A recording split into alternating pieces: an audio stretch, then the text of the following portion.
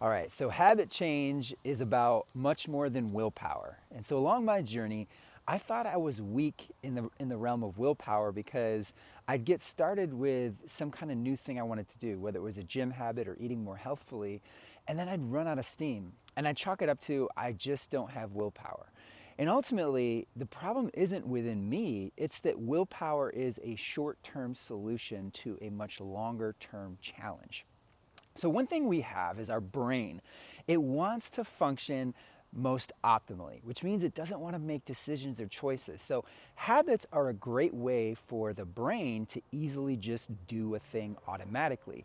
And a lot of times we don't have to think about the automatic habits we have, right? So if I go home from work and I sit down and I watch a particular program, that's on television, it's automatic, right? My brain doesn't have to think anymore, and it's using less energy to have those habits in place. And when we go to redesign and build a new habit in place, what happens is we're burning more energy, right? It takes a little bit more energy to burn to make the new habit work. So willpower is like white knuckle, right? We're just grinding as hard as we can, trying to figure this out. And when that fuel source runs low, when our motivation runs low, suddenly we slip up, right? And that's the place where oftentimes we will give up and we'll say, oh, I just don't have the motivation. But really what we have to do is be a little smarter about designing our environment. Because the brain wants something easy. If we redesign the environment, reconfigure things just a little differently, we can make the choice that we want to make, the new habit, the easy choice, which is exactly what we should do. So what does that look like? Maybe on your desk at work, you have some candy that you often use for a pick-me-up in the afternoon. Well, you could switch that out for maybe some healthy granola bars or a healthy bowl of fruit, right? And then the convenient option is going to be the one that's there, and it's much easier to just grab that piece of fruit in the afternoon and have that as your energy boost.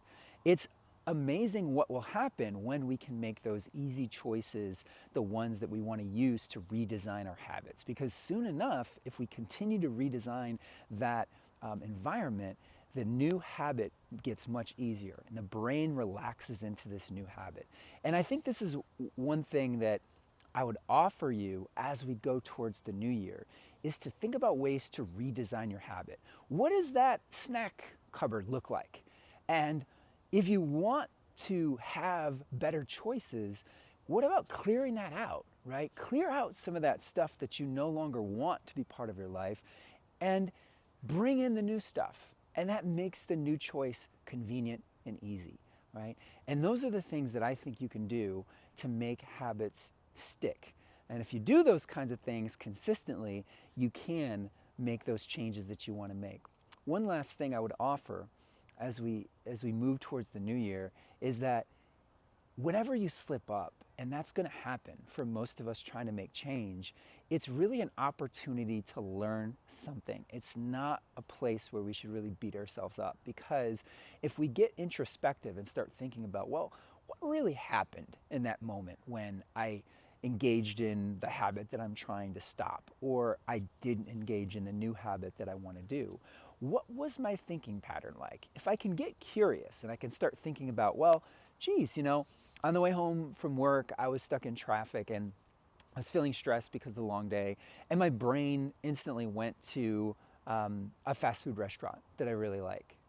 If I can pinpoint when that happened, I can start thinking about, well, okay, well, maybe it even happened earlier, right? I had a tough interaction, maybe with a customer or with a client, and that tough interaction led me to think negatively. And then suddenly, this idea of, oh, I'll cope with this later by having a McDonald's sandwich or something like this. If that's our thinking pattern and we can identify it, that's our way where we can start making habit change happen as well. So two things that I would leave you with today is redesign your environment. Create an environment that makes your new choice, your new habit, the easy one. And second, be introspective and curious. When you slip up, it's all about data optimization. Use the slip up as an opportunity to analyze what just happened and what you can do to make it right the next time. And that's the best you can do, okay? I send you all the love and all of the excitement and energy I can to get you moving in this direction of making changes that you want to make to better your life.